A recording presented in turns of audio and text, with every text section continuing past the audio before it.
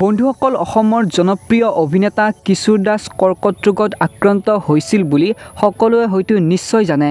এতিয়া আহিছে এটা দুখবৰ। বলিউডৰ জনপ্ৰিয় অভিনেত্ৰী মহিমা চৌধুৰী বৰ্তমান জটিল কৰ্কট অৰ্থাৎ কেঞ্চাৰত আক্ৰান্ত হৈছে। যোৱা কেইদিনমানৰ পৰা মহিমা চৌধুৰীৰ সাধাৰণতে চিকিৎসা হৈ আছিল যদিও সুস্থ নোহোৱাৰ বাবে এতিয়া মুম্বাইৰ হস্পিটেলত চিকিৎসাধীন হৈ আছে। লগতে এই খবৰটো পাই তেওঁৰ অনুৰাগীসকলে আবেগিক হৈ পৰিছে।